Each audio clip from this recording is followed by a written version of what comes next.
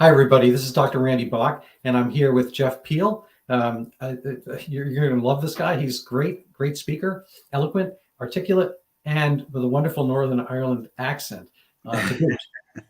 So his name is Jeff Peel. He's a market analyst, and he has some really fascinating experience. He's been kind of through the belly of the beast. We'll leave it there. In dealing with some of the absurdities and the maybe regular bureaucracy, maybe those are redundant terms, through COVID-19, COVID-20, COVID-21, COVID-22, et cetera. Jeff, can you tell us a little bit about yourself, your background, and why are you involved in this at all? Well, yeah. First of all, Randall, it's lovely to be with you, and thank you very much indeed for inviting me onto your show. Why am I involved? Well, I was just absolutely appalled at what happened from March 2020. I'd spent about 20 years running my own business, advising companies, particularly technology companies, on how they should proceed and how they should get their products to market. Spent a lot of time in the United States working with a variety of companies. And when the so-called pandemic hit, I was working for the UK government, in fact, for the Department for International Trade as an advisor and a consultant. And I just couldn't believe what had happened. I couldn't believe that entire nations were being locked down, that business owners were having their livelihoods destroyed. That people ultimately were being forced to take a medical intervention that they didn't want, that those medical interventions were being mandated, particularly on public workers. And as a result of that, I resigned from my consultancy role in government so that essentially I could add my voice to some of those people who were dissenting from the view that the government's policy was appropriate, given the fact that essentially we were facing a jumped up cold. And I just became increasingly frustrated and annoyed when clearly people were being deplatformed. I had been a consultant to many companies and had been and paid lots of money over the years, over those decades, for my best advice. And suddenly I and many others like me were being deplatformed and silenced. I had, I was making video content, for example, to try to convey the fact that some of the government's policies were utterly inappropriate, and that some of the testing policies, for example, the PCR test was an inappropriate way to test for a respiratory virus. And that content was being pulled from platforms like Facebook.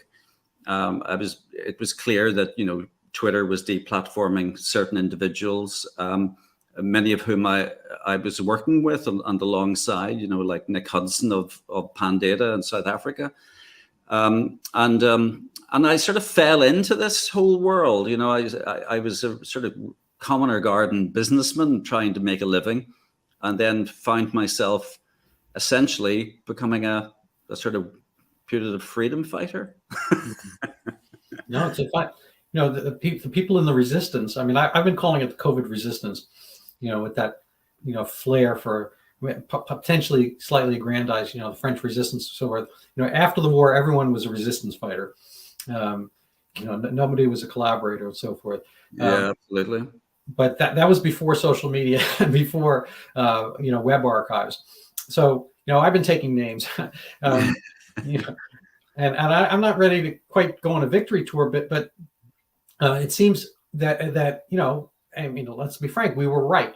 We were right about everything. There's these lists coming out. We were right about Wuhan. We were right about natural immunity. We were right about lockdowns. We were right about harming kids, being ineffective. We were right about, avoiding vaccines for young people, et cetera, et cetera. Anyway, but what were the steps along the way that made you notice there was a problem in government, and what was the purpose of resignation? And was there any purpose in sticking around and fighting? Was resignation the only possibility? How did that play out? And what were your actions and goals thereafter? Well, one of my roles in government, and particularly working for the Trade Department, it's very similar to the U.S. Trade Department. If you're working on behalf of U.S. companies, you need to go out and tell the world about what those American companies are doing. Mm-hmm. And there I was working as a consultant to the Trade Department, and was unable to travel. And here I had these wonderful little companies that I was working with, UK companies, wonderfully innovative, needed desperately to get out of the United Kingdom and maybe appeal to US venture capital companies in order to fund their innovation. Right. Of course, I couldn't travel. And we were doing Zoom calls, and we were, doing this and that. And I ended up writing, helping with policy documents and so on and so forth. But effectively, I wasn't able to do what I should have been doing. I could see no clear logic for these ludicrous interventions or these ridiculous regulations. We know all about them. They've been all over Twitter, the ludicrous things that we had to do. And I instinctively, as many of us did, thought these are absolutely ridiculous. We have to do something about these things. And of course, the inability to travel as well, that is a fundamental right. The ability, we, over decades, we built up relations with our international partners. We used to hear lots of talk about the special relationship between the United Kingdom and the United States. And here I was unable to travel to the United States. And incidentally, many people across the world can't yet travel to the United States and conduct business in the United States because they're not vaccinated. So I've got a little secret for you. What you do is you fly to Guadalajara and take the train to Juarez, and or any number of border towns, and then you do what my friend you kind of go au natural, but then slink across the border and whatnot, and then you're in. Because the weird thing is we had an open border at the same time we were having these huge immunization. I misuse the term, state police or whatever, Stasi, checking, I need your card, your identification, whatever, your papers. And so at the same time, we're doing that at all the legal ports of entry. Anybody could just slink across, and millions at the time without any vaccination status. At the time that Mexico, for instance, and good part of Latin America, they were lagging behind us at the onset and outset of COVID-19. So they were getting, a little bit, they were having waves after our waves, and those waves were washing, literally or figuratively washing across the Rio Grande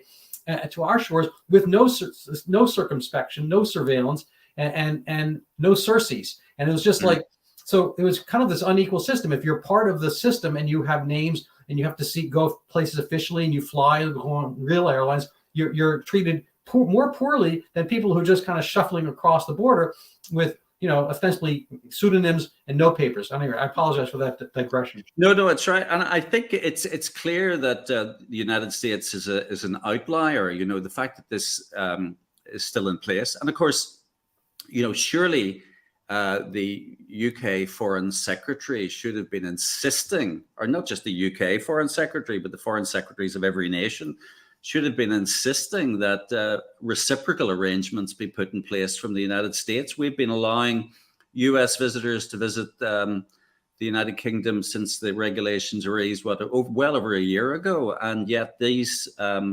restrictions still remain in place for foreign visitors to America. I was, during not just my most recent experience, seconded to the government, but for the last 2 decades, as I mentioned, visiting America on a regular basis, often in order to do business, to forge business deals, to ensure that special relationship was enhanced both sides of the Atlantic. And now, for absurd reasons, I'm not able to travel and represent the interests of both American and UK clients. That is patently absurd and is detrimental to the economic health of America. So I just cannot understand why it continues to happen. No, it's crazy. I've got 2 examples off the top of my head. One is Djokovic, Novak Djokovic, number 1, 2, or 3 tennis player of the world in a given moment. He couldn't play in the U.S. Open, and I think he couldn't play in the Australia Open either. This is a guy who's fit, top health. I mean, if I could stay at Djokovic health for the rest of my life, I mean, I don't know, that'd be priceless. Anyway, and clearly I'm sure at that age and so forth, he probably already had COVID, experienced it, natural immunity, blah, blah, blah. And we wouldn't let him in the country. Again, he should have shuffled across the border and entered the tournament as Djoko Nokovic instead of Novak Djokovic, whatever. Or just the Joker, I would think his nickname, whatever. And then he would have, maybe shuffled in and unseated and taken the world by storm with a beard and glasses or something like that. And he's one of the great heroes emerging from this. You couldn't have written it better. The fact that he went to Australia, was essentially deported out of Australia, and then returns the following year and wins the Australian Open. This guy is a hero. Yeah, absolutely. And here we have this kind of stratifying, divisive figure, Kyrie Irving, who's a top basketball player, and he's an interesting guy. He's a little bit spacey in some ways, but he made a personal stand that he was not going to get vaccinated, and he was actually completely correct. I don't agree with Kyrie Irving about everything, but he was completely correct about this. And he couldn't play his basketball games in Canada when they played Toronto for a while, and he couldn't play. And weirdly enough, he could play in Indianapolis. He could play in Los Angeles. He was on the Brooklyn Nets, New York City, but he couldn't play in New York City. It's like his own. So he could only play away games except in Canada. There's one team in Canada, and he could not play in Brooklyn. Now these guys are totally, they're in their own world. They're not milling around. They're not on the subway. All kinds of. They're driven in by limo, whatever. And there's no way or no reason. And mind you, he's completely healthy. Obviously, he's healthy enough to play in Indianapolis. He's not infecting people there. People showing up in the stands in Indianapolis, but for some reason they couldn't do it in Brooklyn, New York. And I'm from New York City. And we always pride ourselves being, the center of the world and knowledge and all that. The New York Times. It was always like that's the kind of the financial capital and presumably the intelligence capital, not like military, but regular kind of capital intelligence of the world. And it's like so backward. I mean, it's like. It's upside down land, no logic at all. And in New York City, just to finish this little digression, New York City, wanted to have these cards that you couldn't get into. You had to have your vaccine card updated to get into a restaurant or get into a store, or get into this and get into that. And weirdly enough, and oddly enough, and ironically enough, the population that was the most vaccine fearful was the Black population, followed slightly by the Latino population, both of which are reasonable fractions of the city, and so it became one of these things where the intersectionality kind of like the vaccine cards trump racial identity and the history of racial inequity. And these were themes that were kind of coinciding because of the George Floyd incident and whatnot. So restaurants were in the business of turning away, and again, about 75% of New Yorkers, Black New Yorkers at the time, would not get vaccinated, and I think 75% of white New Yorkers would get vaccinated. So it became kind of this racial divide. And so, anyway, it's just, heads were exploding and all this kind of stuff. So I'm not sure where the question is in that one, but. Well, it actually raises a thought in my mind, namely that there's a very, very good researcher, if I could describe him as that. He probably wouldn't like to be described as a researcher, a guy called Joel Smalley, who I've been working with for the last sort of 3 years on and off. And Joel is very good at analyzing the COVID-related data. He and I collaborated, for example, on the creation of a little video back in, I think it was January 2021, where we looked at the so-called spike in deaths as a result of COVID. And we then looked at previous years to see if there had been similar spikes in deaths, excess deaths. And in fact, there were many years. It wasn't that the COVID so-called pandemic spike was vastly greater than others. But Joel and I most recently collaborated on production of a video where he had used Johns Hopkins University data, which compared COVID morbidity post and pre the vaccination program. And obviously it showed that the most vaccinated nations tended to have the worst outcomes in terms of death numbers. But he's also done a recent analysis. His Substack is called Dead Man Walking, by the way, because he tends to focus on death data. But one of the analyses he did looked at deaths in Black and other ethnic minority populations that had a lower uptake of vaccination. And of course, the outcomes were much better. The least vaccinated tend to have the least excess death numbers. So a good Substack to have a look at. He's a superb researcher and produces wonderful content. Yeah, no, I was honored by him. He reposted my Hugh McCarthy interview, and it's a compliment that was really touched me. He said, "This is the type of interview the BBC should be doing. Thorough and interesting, and with the And I agree with him. not that level of compliment, but I do agree in the sense that the BBC and other U.S. stateside outlets do not do in-depth interviews, especially if it's with Hugh McCarthy. And Hugh McCarthy, as I guess mutual friend, you probably know him in person. I don't. I know him through virtual, but we've had great discussions. He's a brilliant man, and he literally cares about the children. He's a former head teacher, and there's kind of we entered upside down world in so many different ways, but the inability to have any discourse. I'm going to leave one sidelight. It's in the news right now. Jon Stewart from The Daily Show. He's a comedian, a pretty bright guy, but a man of the left. And he kind of had a falling out with Stephen Colbert, who was his previous underling, acolyte, and he gave Stephen Colbert wings through The Daily Show. And Colbert's got his own late night show, and they were on a year ago, and they were talking about, I don't know how it came up, but Wuhan as the origin of the Wuhan Institute of Virology as the origin of coronavirus through a lab leak. And Colbert turned stone-faced and kind of attacked him and so forth. And I don't know what the interplay was, but Stewart says that Colbert tried to cancel him. And I'm not going to get into their internecine battles, but this is indicative. What happened when he just mentioned something blithely, which is turns out most likely to be true, and it was true then. It was true at the time, and so on. But the BBC or the CNN or whatever, they don't put anything out there that would be contrary to this kind of lockstep lockdown narrative. And so it requires both bravery and external resources to fight on and to carry the message.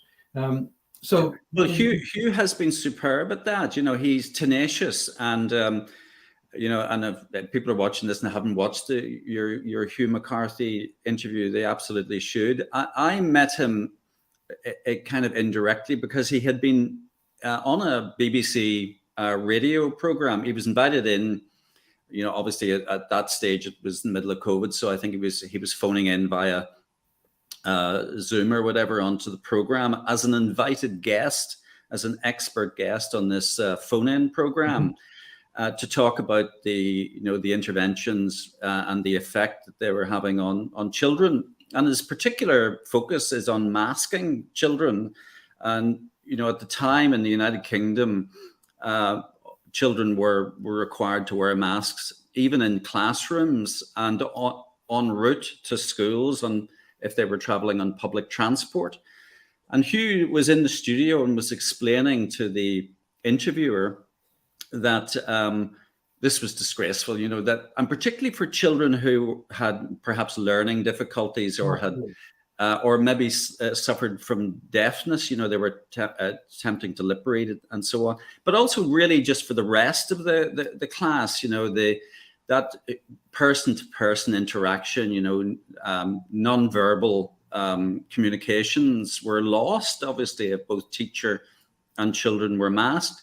So he was making this point on air on a live BBC radio program, having been a head teacher and teacher for decades. And they literally took him off air mid-sentence. The guy who was hosting the program said, "I'm not prepared to sit and listen to this."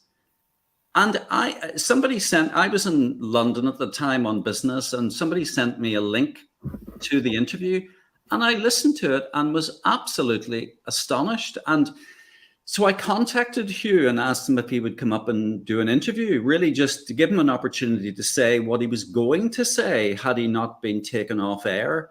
And I'm going to call out the guy who'd hosted the program as a BBC reporter called William Crawley, who does both national and local radio programs in the United Kingdom. So they took Hugh off air mid-sentence. So I said to him, "Right, Hugh, come to my house. I'll record an interview with you on camera and give you the opportunity to say what you were going to say." And we put it up on YouTube. Now, the BBC is part of an organization called the Trusted News Initiative. And what they do, can you believe the irony of this? You know, so the Trusted News Initiative at that time involved Google, obviously YouTube, its subsidiary company, and at the time Twitter. I don't know post Musk whether Twitter's still involved, but essentially it was a sort of, and Reuters, and the BBC, and various others. All the trusted news. Obviously. Absolutely, yeah. And clearly, somebody at the BBC had contacted YouTube, told them that I had posted a video, because it couldn't have happened otherwise, because I don't really have a big presence on YouTube. And they took down the interview, the recorded interview that I conducted with Hugh, and posted it. It had only got to something like 800 views before they pulled it off Wow. that platform as well. So the extent of it, of censorship was, now it's a bit better now because of Musk and Twitter. Somewhat. I got to tell you, I have an interview with Randall Levy, who's an MIT professor, and he's also in Israel from time to time. But he's an analyst. He's a management and risk analyst and a former intelligence officer, et cetera. And he's come to the, I think, quite logical conclusion that the risks outweigh the benefit for the vaccination across the board. I mean, there's no on the disease side, SARS-CoV-2 is long gone, and it doesn't exist in any human. The original ancestral version is not there at all, and that was the worst one. I make analogies, so I apologize, but my analogy is that's a wolf. Okay, wolves don't rely on people. I mean, they might eat them, but they don't rely on us the way dogs do. And so all of our dogs ancestrally were wolves at some point, or coyotes, or whatever. And they came across, and then we cared for them. They have a relationship with us. So a zoonotic virus that lives in other animals can come out and attack you like a wolf can, the way a schnauzer or a Weimaraner won't, because they depend on us. So what happens is the wolves come in and they take your kids or whatever, they zip off. They don't need you. But once they're in just the human population, they have to acclimate, because we'll kill them off preferentially, or if they kill us off, we segregate that area. And I don't want to get into the kind of the ecology of the situation, but in point of fact, what happens is they migrate down and they become less and less lethal over time. So what we're left with now is we have maybe not quite pit bulls, we have maybe German shepherds in terms of Omicron or whatever, that might be dangerous to some people at some point, but overall they're benign and trained. So common cold viruses emanate from some other new novel virus that was kind of more vicious and so forth, and they have to kind of acclimate to the population. So a common cold is not going to succeed by killing off its host. It wants to succeed by passing around and not knocking you down too much. So anyway, I apologize for that, but in point of fact, this doesn't exist anymore, and you can't say it. So my Randall Levy show, I put up on YouTube and the natural, usual suspects, and I put it up on LinkedIn as well. And LinkedIn sent me a warning today; they've pulled it, and this because he's talking about vaccination. So this is still part of their kind of groupthink outside of Twitter and outside of Rumble, which was never part of this kind of trusted news source thing. They still, you have to put the word vaccination up there, they'll kill you. I've been booted off of YouTube a few times. I've been getting these community warnings, and Facebook, same thing. Community standards. What are these? Which community is this? Absolutely. Yeah, and I think that's why I got a note from Substack yesterday, outlining Substack's model and the fact that the community in fact does police Substack, because you build your own community. Mm-hmm. I have thousands of subscribers to my YouTube. Joel has tens of thousands, I believe, and clearly, if you're not writing content which is appropriate for the community that you have built based on your own particular focus area, it might be quite esoteric. Obviously with COVID, we've built up relatively large communities because some of us, I suppose, are prepared to speak out, and therefore, we know that we're preaching to the converted. There is no requirement on the part of Substack to interfere in that process of communication, because by default, the people that are reading the content want to read it and want that provocation and alternative viewpoint. But you're right, and it's clear that this sort of corporatism is that there's Kate Wand in Canada has done a great job in terms of some of the videos that she's done for the AIER, and I know that Jeffrey Tucker at Brownstone has been doing a lot of work in this area as well, about the relationship between corporations and government, and essentially they're almost one and the same thing these days. And it's clear that, given that trusted news initiative and the proximity of for example, Google to the US intelligence services and so on, that government and the establishment and these corporations are all really... Yeah, no, and it's funny. That is the essence of fascism, and not to kind of minimize fascism, but originally the fascia was the symbol of the Roman Senate, and it's the taking individual sheafs of sticks or whatever, you put them together, they're stronger than one stick breaks by itself. You put them together, they form a fascia. That's why we have fasciitis in our feet and so forth. So the fascia is a benign thing by itself. It's a strength by grouping together. But then Mussolini came up with it because he wanted to rekindle the Roman Empire in Italy, and then it became something else. So, but fascism, the essence of fascism is corporatism. Is basically having the big corporations and the state, anneal and line up together and do things together. And so the state, obviously, it's you're getting rid of for the private companies, you're getting rid of competition basically, and for the government, you're bringing a source of kind of regulatory capture. You're bringing money into the government so that you'll be nice to those. So anyway, so they get stronger and everyone else gets weaker and has to basically bow to them.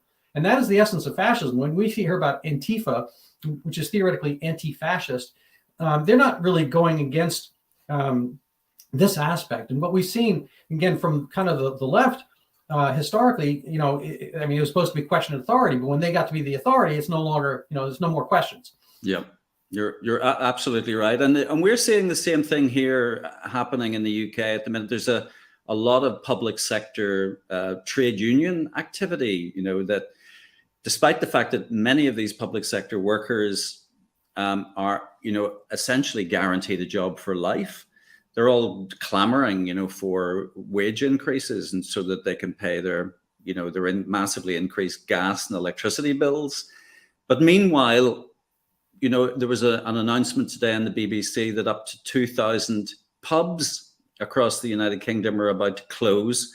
This is on the back of some 15,000 hospitality outlets, I think, have closed over the last 3 years, during the so-called pandemic.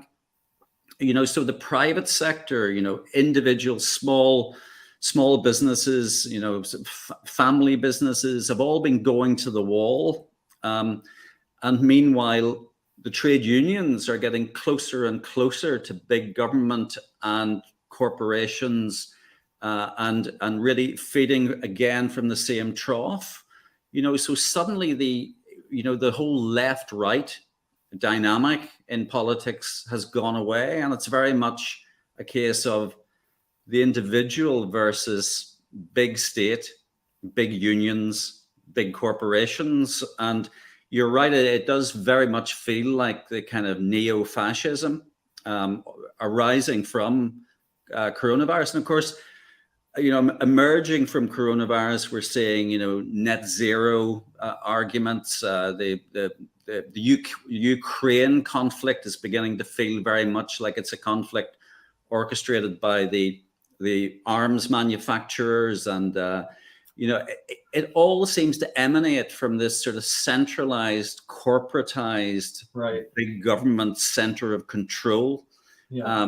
And the individual seems to be losing all agency in the process. Absolutely right. I'm not a conspiracy theorist. I try to, I hunt for facts and so forth, but I do believe in this thing, which is a kind of a meta aspect of conspiracy. I think there's a conspiracy of interests. So, I don't think that, everyone got together, Bill Gates and Xi Jinping or whatever, and whoever, I don't know, Soros, and they got together and said, let's put a virus out, and we'll this, and it'll happen. We'll have, one world government. I don't think that's the way it happens, but I do think that things happen, and then people, agglomerate. I think it's more like an ice cream cone. You're walking around with an ice cream cone. The ants aren't thinking about your ice cream because it's not even in their world, and so forth. When you happen to drop the ice cream and it's on the pavement, all of a sudden ants become very interested in your ice cream, and they group together, and they, I assume, try to keep all the other, everyone else away. They want to get as much as possible because it's an event. So I think there has to be an event that kind of breaks something. And then people congregate like the ants or whatever to get their fill of it. And so, in this particular instance, I think any of these steps could have gone in certain ways. But when when there was this event in Wuhan, I'm not sure. I don't think it was planned. I think it was a genuine leak, and it affected Wuhan first. So I don't think China would have wanted that.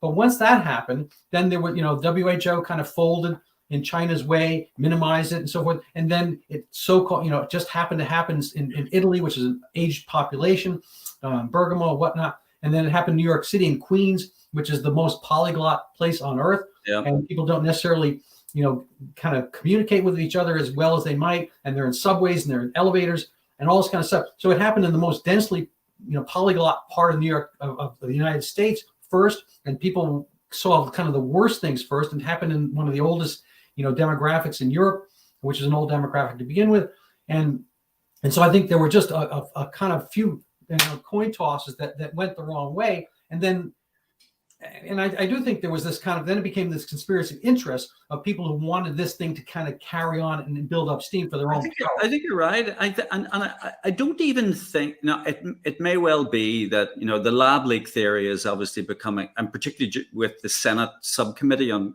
COVID, happening, the Jay Bhattacharya and Kuldorf and so on have been talking at length about the lab leak idea, and I think the evidence is growing that almost certainly was the case. But to some extent, it's a bit of a red herring as far as I'm concerned, because the excess deaths were largely caused by government interventions. There was the huge fear campaign, obviously. The fact that so many elderly people in hospitals, and this happened as much in the United States as has happened in the UK, were moved from acute hospital facilities into care homes, and then there was the midazolam morphine cocktails that they were given rather than being given the normal interventions that would be offered for respiratory disease. They were essentially euthanized. And and today, just today, I'm not sure when this is going out, but today being the 1st of March. There was a major article series announced in the Daily Telegraph, one of the major newspapers in the United Kingdom, and they essentially are using a series of leaked WhatsApp messages between the health minister Matt Hancock and various other parties in government in the United Kingdom. And the lead story today was about the fact that Matt Hancock had ignored the advice of the Chief Medical Officer, Chris Whitty, in terms of the movement of elderly patients from hospitals into care homes, in that he had ignored the advice from Chris Whitty that they should be tested for COVID before being allowed into care homes. But of course, we were every evening in the United Kingdom, and probably in the States as well, we were being told the number of cases that were occurring in the UK. And these were asymptomatic cases mostly, probably 95% asymptomatic. And yet the case numbers were going up and up and up. And this, of course, was the reason why we should all be panicking. So the narrative continues that all of the interventions, from the testing debacle to and tracing and the mandates and the social distancing and the vaccination programs and all of these things, without even the reference or need for a novel virus, probably would have resulted in massive excess deaths anyway, regardless of Wuhan or lab. I don't want to do this experiment, but maybe, this just occurred to me. You could do the experiment of, I suppose maybe prison, but you could do the experiment of no virus and locking people down and doing social distancing and so forth to see what the death rate is. I mean, inevitably, it's going to go up. Absolutely. The QALY, what it is, I don't know if it's quantity adjusted life years or quality adjusted life years. The QALY of the lockdown exceeded that from the presumed lives saved through COVID. And part of that is just in heroin, narcotic fentanyl overdose itself. That category, the median age of death from overdose, I think, is like 37 years old in the U.S. If you're a narcotic addict, you may not be as productive as the not narcotic addicts, but still you're losing, say, theoretically, I'm not sure what their ordinary life expectancy would be, but let's say it's 80, like everybody else. You're losing 43 years of maybe not full quality, but whatever, the life you could have had, clean and so forth. And there were, I think, in the order of I think between 30 and 60,000 excess narcotic deaths in the U.S. during the lockdowns, and that totals up, when you add up the 40 years lost per, that added up to higher rates of QALY, of life years lost from coronavirus, which was hitting a median age of death at 82. Yeah. So those people, they were mostly, 45% of them were nursing home, which has a median age of life expectancy about 13 months if you're in a nursing home or that level of illness. And so, those deaths total up as, 1 or 2 years lives, 1 or 2 year of life lost. And anyway, so leaving the math aside, this was always a crazy equation. If you did this, absent a disease, you would definitely see an increase in mortality. Absolutely. And as you know, in the United States, there's a huge track history to this as well. 76% or something of US television advertising is for prescription drugs. And, we don't have that in the United Kingdom, admittedly, but still, the drug companies seem to be very effective at getting people hooked on their products. Well, that's brings up two things. You mentioned Jay Bhattacharya and Martin Kulldorff. And I've had Jay Bhattacharya on my show as well, and he's a wonderful man, erudite, great speaker, and so forth.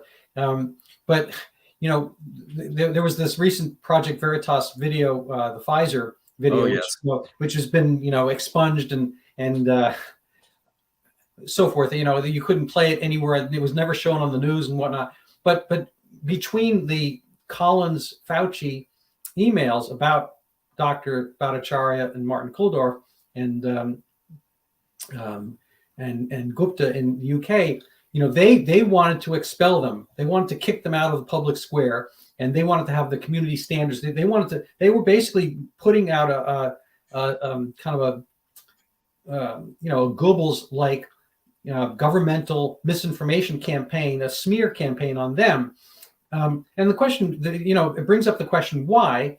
And with the regulatory capture aspect that was brought up by the Jordan Walker Project Veritas video, that's one thing he mentions, that we at Pfizer are able to dangle goodies in front of the regulators, and we can get things done because they know they're going to be on the board, or they're going to get a job with one of the drug companies afterwards. This has proved true. In the case of Scott Gottlieb, I think he's on the board of Pfizer, and there's the coincident aspect of patents and money coming through the NIAID and NIH through some of the Moderna and Pfizer patents for the mRNA vaccine. So there's a huge money flow, which is coincident in a sense with the essence of what we were discussing earlier.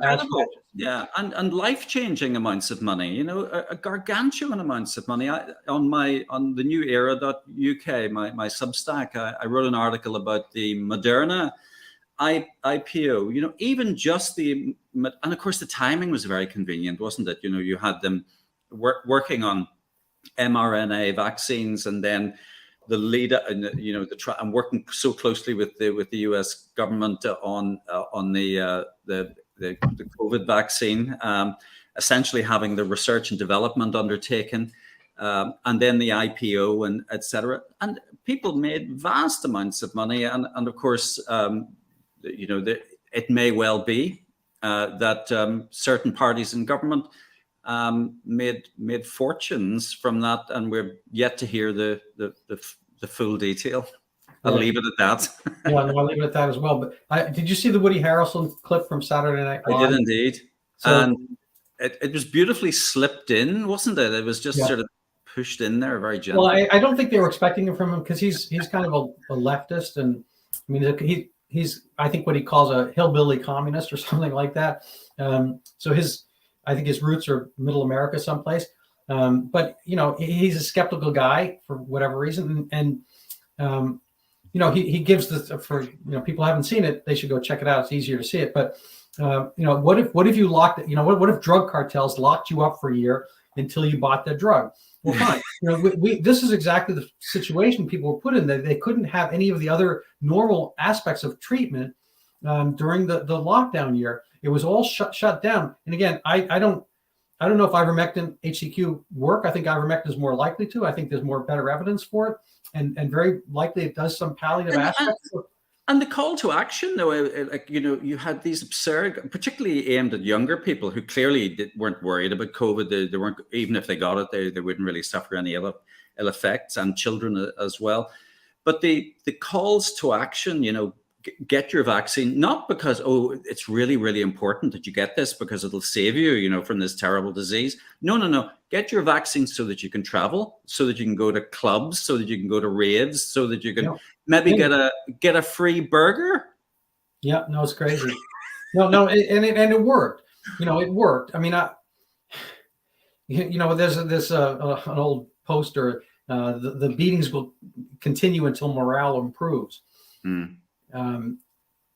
And so they were going to beat you until you decided that your morale was going to improve according to their standards. This is told just to kind of, it's not quite related, but a little bit. During that summer when things opened up, we were in downtown Boston. They were partying, kids were running around like crazy, blah blah blah, and Omicron was just on the horizon, I guess.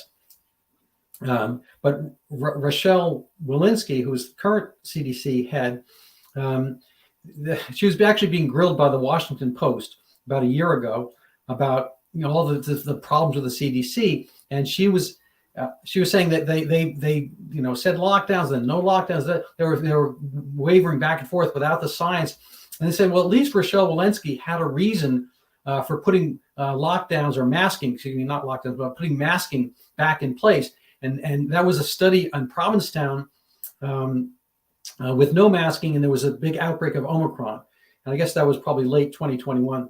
That kind of like really it singed my ears a little bit, because this is crazy.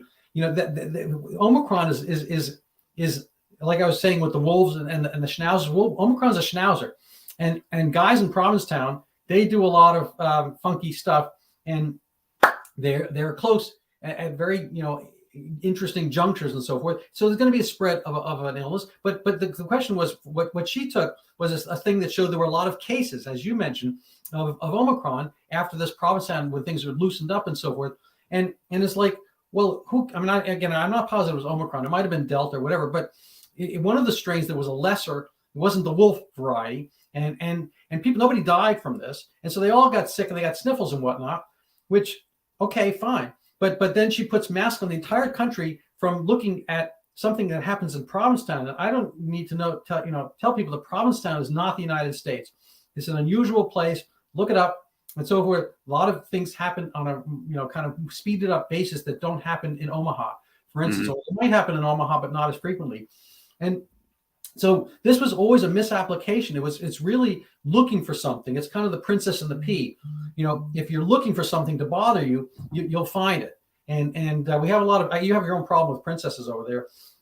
But and maybe that would be the for Megan's sequel to Spare, maybe the princess and the pea. But people look for things that would kind of like allow themselves to do this, draconian, to quote you, overreach, and it's just really craziness. I don't know. You're right. And when Omicron was announced, of course, and I think it was isolated, if indeed it was. I have a big question mark over the whole virology science as well. Again, I've written a few posts about this. Because obviously the entire narrative has to emanate from the isolation of a virus, and of course the causality is assumed. They take throat swabs from some people who suffered, with COVID in Wuhan, and they take the throat swab and they're able to meticulously isolate the causal virus, that causes this terrible disease, and then that's sequenced and that becomes the basis of the PCR test, et cetera, et cetera. And without that kind of little itsy bitsy, and I think one of the geeks in Panda determined the sort of data load that there was in the spike protein, SARS-CoV-2 virus, and I can't remember the exact number, but it was something like in data science about 73K. So could a 73K of data load in a little virus result in sort of instantaneous disease right across the globe?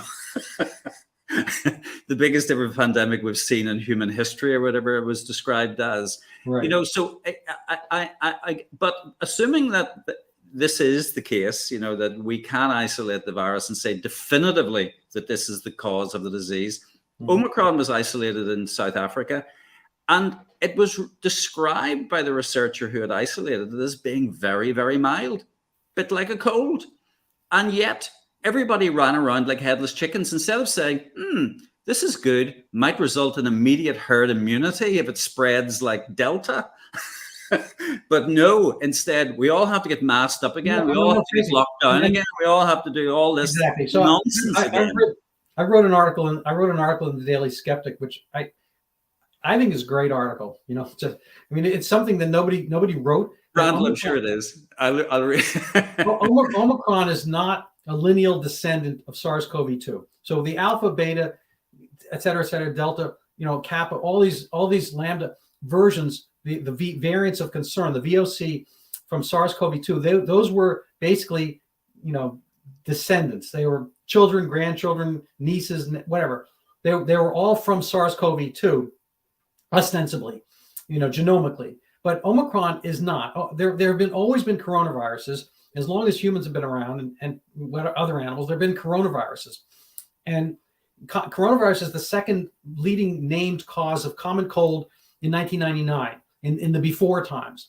When SARS came along in 2003 and thereafter, that is a coronavirus, but not every coronavirus is SARS. And not every so some coronaviruses are MERS and SARS-CoV-2 and Delta and so forth, but not every one of anyway, you get the point here. So Omicron is just a coronavirus, in my view, and it's just doing coronavirus stuff, which is common cold level stuff. And people are treating it like it's COVID-19. It is not even a relation. It's not COVID-20, COVID-2020. So I wanted everyone to rename COVID-19 to, just coronavirus or whatever, or, the common corona, or whatever you want to call it, but it's not, Omicron is not that. And to keep giving the vaccine under the same EUA emergency use authorization statutes is one further aspect of this cronyism we're talking about between Pfizer / Moderna, whatever, and governments. And there's no reason to do it anymore. There's no reason to make a bivalent. Do you not agree that, Randall, that they seem to be assuming that everybody, given the fact, that prior to March 2020, everybody was very reliant on very intelligent, very articulate, very well-researched people making observations about what was going on and depending on them increasingly. Well, certainly up until probably about 20 years ago, universities were seen to be centers of learning, and that the experts that, not anymore, obviously, but surely they must have realized, and perhaps that explains the reason why they did have the censorship program, that people like us, particularly people like you, from the medical and fraternity, would have come up with an argument to say, excuse me, I don't actually follow your train of thought. I think this is possibly flawed. This is ludicrous. And therefore they needed the censorship in order to literally silence us. But I think they're beginning to lose that war now. It is. And, as per Groucho Marx, I would never belong to any group that would take the likes of me as a member. But so I've been somewhat I never used to go to the World Economic Forum because I really didn't want to spend time with that type of person. No, I appreciate that. And so, I've been kind of a lone wolf type cowboy, whatever, through my career. And that's been both good and bad. I'm not going to, go over my highlights, but it is kind of what and who I am. But it's not been, my views. I've been consistent. I have, I've got 3 years of videos, most of them, just my monologues before I started doing kind of this interview pattern. And I can document my thought process, and I can have emails and letters to, my colleagues and friends and all that kind of stuff, and my congregation and whatnot. And I've always been the one guy saying this stuff. And it's a little bit like Cassandra. Nobody cares. Nobody listens and so forth. Anyway, I'm going to close. I think we're kind of rounding out the hour here, and I want to kind of put up your Substack and ask for some final words. But before you do that, I'm just curious on a personal basis, like what's given you the courage and power to maintain integrity? I said, but it's unfortunate. It's a bit like Hugh McCarthy. He's got to that stage in his career where he's able to speak up, and I think I've got to the stage in my career where I'm not dependent on a salary coming in every month, in order to pay my mortgage. I don't have a mortgage any longer. It's just a function of age, and therefore I suppose I've been able to maintain some degree of integrity, largely as a result of that. And I've found that many of the people who have been involved in the resistance, as you described it, would be of a similar ilk, or they just don't care, or they have very partners who can afford to pay the bills. So I'm very grateful for the fact that I've had a career that essentially has funded my ability to speak out. But I would just encourage people to, I was a great fan of the works of Nassim Taleb, like Black Swan. Until you see him on an airline with like 3 masks on. Oh no, exactly. That's the point. Exactly the point I was going to make. But one of the points that he would make in the book is that if you don't have free speech, not able to speak out and express your view, and be a free thinker, then essentially you're a slave.